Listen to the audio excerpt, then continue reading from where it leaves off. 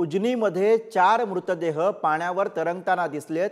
मृतदेह ताब्यात घेण्यासाठी एनडीआरएफचं पथक त्या ठिकाणी रवाना झालेलं आहे। 2 पुरुष, 1 महिला आणि 1 मूल असल्याची माहिती समोर येते। तर शोध मोहीम सुरू झालेली आहे आणि या शोध मोहिमेदरम्यान आता 4 मृतदेह उजनीतल्या पाण्यावरती तरंगताना दिसतायत। 2 पुरुष, 1 महिला आणि 1 मूल यामध्ये असल्याची माहिती मिळते। एनडीआरएफचं पथक ते मृतदेह ताब्यात घेण्यासाठी त्या ठिकाणी रवाना झालेलं आहे।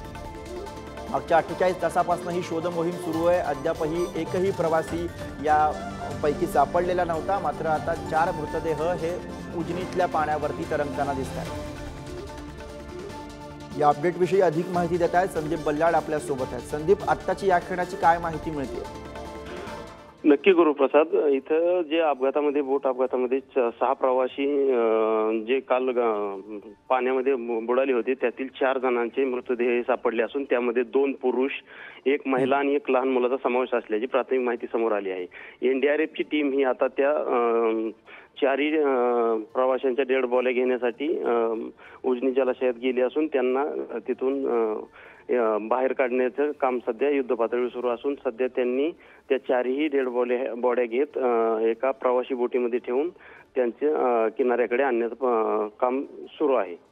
गुरुप्रसाद, धन्यवाद संदीप या सविस्तर माहितीसाठी। तर अद्यापही 2 प्रवाशांचा शोध लागणं बाकी आहे आणि त्यासाठी एनडीआरएफ कडून शोध मोहीम राबवली जाते। उजनी दुर्घटनेमध्ये महत्त्वाची अपडेट, 4 मृतदेह उजनीतल्या पाण्यावरती तरंगताना सापडले। 4 मृतदेह हे एनडीआरएफ कडून ताब्यात घेण्यात आले। 2 पुरुष, 1 महिला आणि 1 मूल यामध्ये असल्याची माहिती समोर येते आहे। 6 जण या बोट दुर्घटनेपासून बेपत्ता होते आणि त्यापैकी आता 4 मृतदेह सापडलेले आहेत।